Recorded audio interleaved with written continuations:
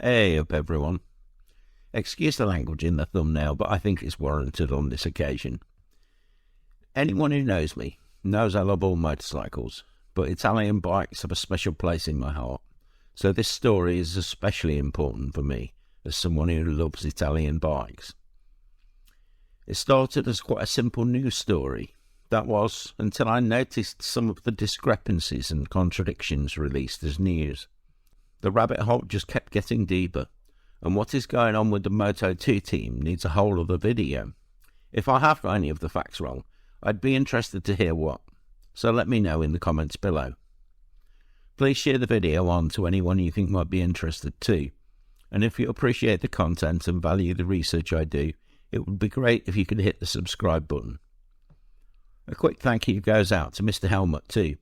I have linked one of his videos in the description. Some information he found helped me piece more of the real story together. Sometimes there's no substitute for local knowledge. If you speak Italian, it's worth a listen. First, a quick listen to remind you of one of the reasons many of us just love MV Agustas. There's something intoxicating about the sound of an MV. Personally, I think the early 500 Triple is one of the best sounding bikes ever built.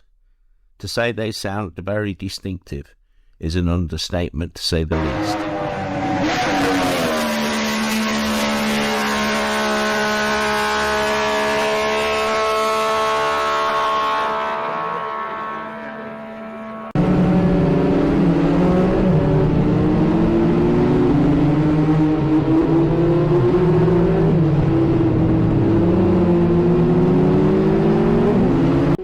So, let's talk about MV Agusta and the KTM investment, because there is news.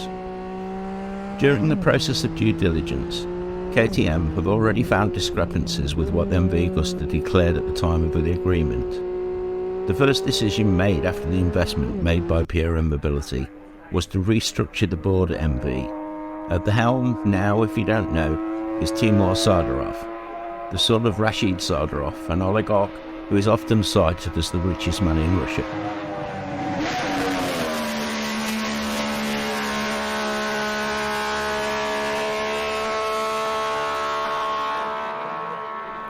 It's been confirmed he will continue for now, but he is joined by a new president, the banker Massimo Ponzolini, a European banker already prosecuted for embezzlement in 2017. They are joined by Luca Martin, CEO of KTM Asia, and Verena Schnegelberger-Grossman. I hope I haven't butchered that name too much. She's the KTM Group Chief Legal Counsel and representative of KTM Mobility. Sardarov describes himself saying, "Yes, I do ride motorcycles, but I'm a car guy really." And none of the board have any previous links to the Italian motorcycle industry.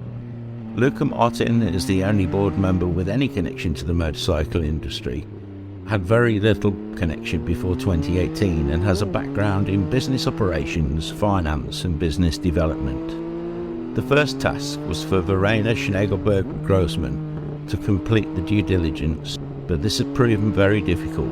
Originally, KTM Mobility put in 15 million euros for 25% of the company. This meant KTM valued the company at 60 million euros before they looked deeper. This figure has to be weighed against the company's liabilities, which I look into a little later. Now, KTM Mobility are saying it's worth considerably less. When they entered the company, the Austrians were reportedly very disappointed and discovered some things that they considered less than honest. From the point of view of the inventory, the reality is that what was found didn't correspond to what was declared at the time of signing. There were missing bikes, missing parts, and much more. In short, a mess. The risk is that this could lead to the Austrians taking a much larger percentage of the company without actually investing any more money. If my sources are correct, they could eventually take away 100% of MV for less than 40 million, and this could happen as early as late 2024. Timur Sardarov, as I have said, is the son of Rashid Sardarov, the richest man in Russia. Regardless of your particular political views, this has consequences. As CEO and managing director, he had put up the money to keep things afloat, But with sanctions since the Ukraine war, newspaper reports that he has had his yacht seized and the latest money destined for MV has been delayed.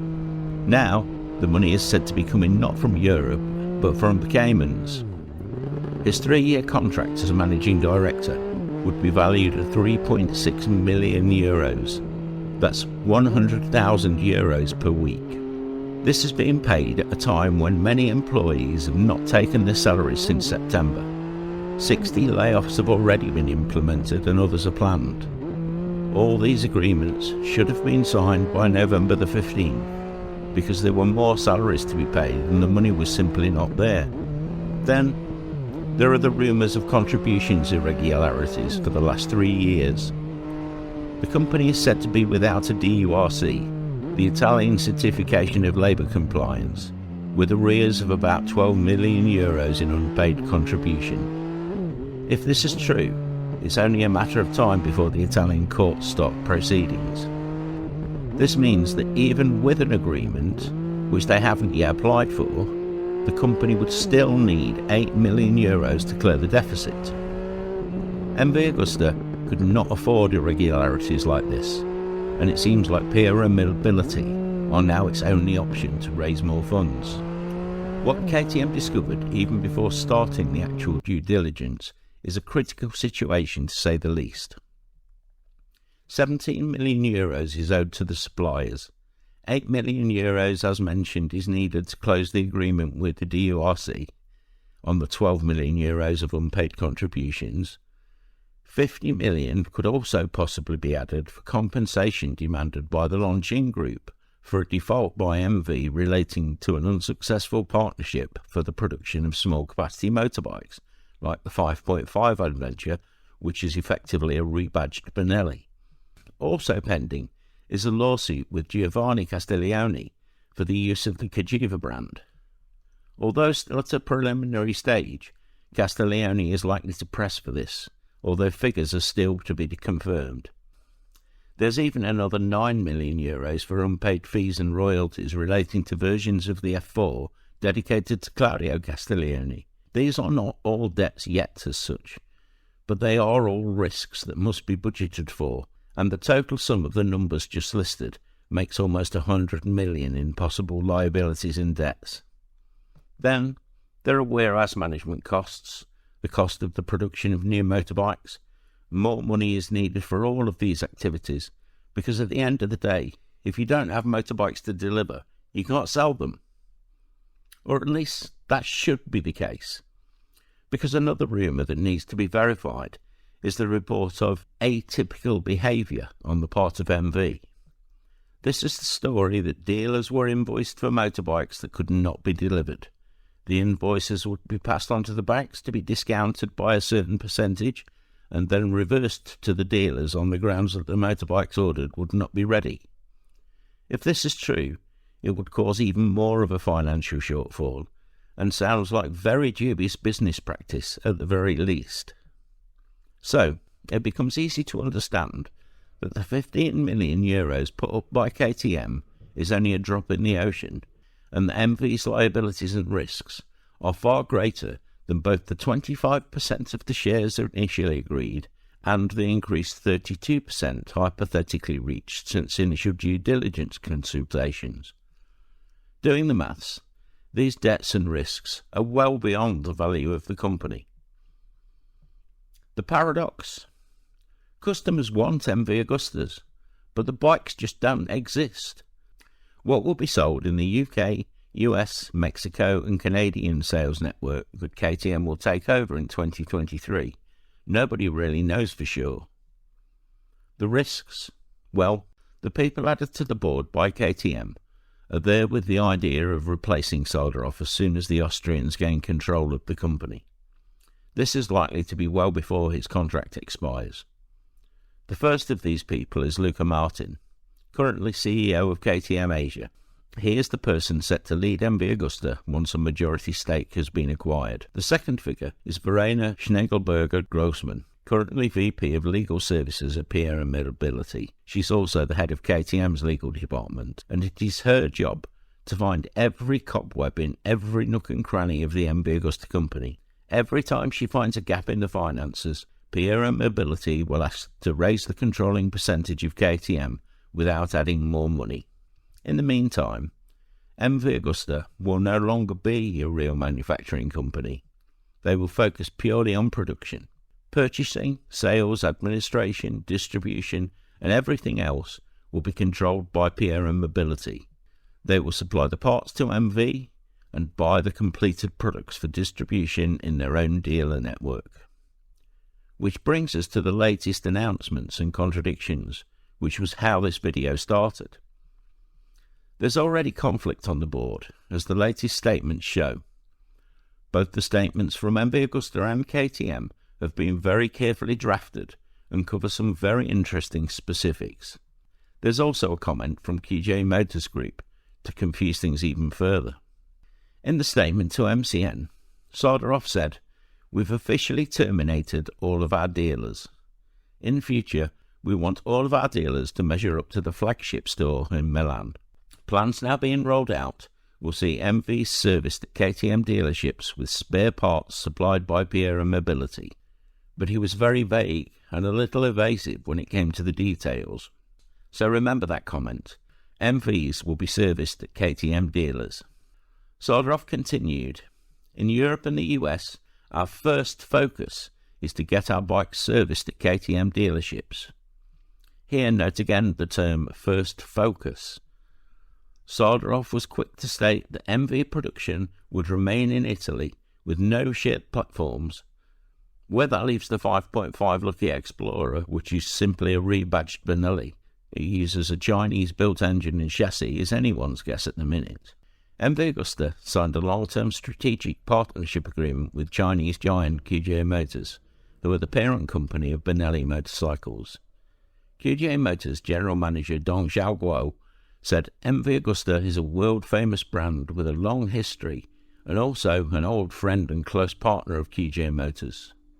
This cooperation is not only a strong combination of the two sides, but also further recognition of the brands and ideas of each other. So, we start with some confusing or less than honest statements from Mr. Sardarov. You can't say MV production will remain in Italy with no shared platforms when you already signed the forms and utilised a platform made in China by a partner who considers the company an old friend. Although retaining their current factory, Sardarov says they will be taking advantage of BA's ability to ramp up parts production, adding, "One of the key points of our partnership is to optimize the supply network and to make it more efficient and more reliable. Here, KTM have great experience." This intimates that parts supply controlled by PRM Mobility will take advantage of the cheaper production costs and scalability of CF Moto as parts supplier. The European factories do not have the extra capacity to produce MV Agusta parts. They don't even make most of their own parts in Europe now. Sardarov also said that some of KTM's other brands, such as WP Suspension and Pankel, would also be considered for future models. KTM released a statement shortly after the Sardarov statement. It contained some interesting contradictions. KTM Sport Motorcycle UK Limited is pleased to clarify that they will be taking full responsibility of the MV Agusta brand on the 1st of April 2023. Now this fits perfectly with the announcement from MV that all existing dealerships will be terminated. Then it goes on to say, "The strength of the MV Agusta brand, coupled with the assurance of the new corporate structure and procurement arrangements, means that we are confident that we will find ambitious dealers willing to move the MV Agusta brand forward with us."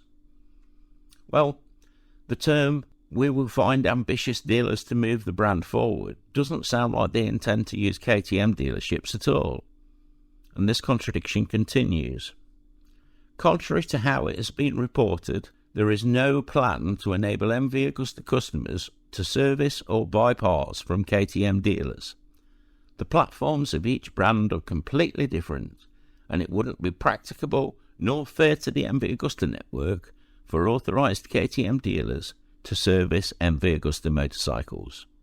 Now this totally contradicts what the CEO of MV, Timo Sardarov, said in his statement. KTM either are or aren't going to supply parts and servicing for MV. If their dealers aren't, then who are the dealers that will be taking the brand forward? And why does Mr. Sardarov think KTM dealers will be the network used? So, where does all this leave MV Agusta, the brand, in reality? With production far from running smoothly, no dealer network, and a partner that seems to see the future quite differently, there is really no telling. The new F4 model is, in the words of Sardarov, still at least 5 years away. This leaves the racing pedigree of the brand in limbo, as the only remaining MV Agusta race team is only MV Agusta by name, running a Triumph engine in a forward racing chassis. Yes, there are the new adventure bikes, if they are ever produced and reach the dealerships, but that's not enough to keep the company afloat, especially when this sector is so competitive right now. Being honest, I don't see a future that reflects well for the great name of MV Agusta. Whether power and control lies in the hands of a Russian oligarch who is a self-proclaimed car guy, or a corporate giant who is focused on dominating the European market in the way that Volkswagen and Audi dominate the four-wheel market, I see little evidence that the company, led by engineering and design excellence, will continue on as the company they once were. Moving spares logistics and distribution to Piera Mobility is something that is also happening with Piera's Chinese partner CF Moto. With control over KTM, CF Moto and MV Agusta parts distribution and sales, it would only make financial sense for Piera to have all the parts manufactured in China by CF Moto. There would also be multiple financial incentives to manufacture as many of the motorcycles in sub-assemblies at the factory in China, and then just do the final assembly in Italy for MV Agusta and Austria for KTM. Is this the future that we will get? What I do see, at the very least, is a future with a lot of infighting and battles for control over what was once the greatest motorcycle brand in the world. All a bit sad, really, and I hope I'm wrong. MV Agusta have even set the lawyers onto YouTube influencers that have put the news out, with orders to remove anything that mentions MV Agusta from their channel. You can check this out in the link below in the description, but it is in Italian. On a slightly different note, despite assurances, the MV Agusta Moto 2 team is to be taken from its current organisers and may be scrapped altogether. So, what has happened to MV Agusta's sporting heritage? Is it being scrapped so that KTM have even less competition? The story does keep evolving, so as I get more news I will keep you posted. The latest development seems to be that a separate company, MV Agusta GmbH, has been incorporated in Germany. Why? Perhaps the existing company incorporated in Spain is to be liquidated. Is that the plan? Liquidate the company, reneging on debts, and then use the brand name for a separate, newly formed company? When you have a convicted fraudster, a Russian oligarch, and a bunch of multinational business and legal execs in charge, nothing would surprise me. Let us hope there is some good news soon. Thanks for watching. If you've enjoyed the video, don't forget to hit the like button and subscribe to the channel for more motorcycle antics and chat about the industry. I hope you get some good riding in. Ride free, everyone.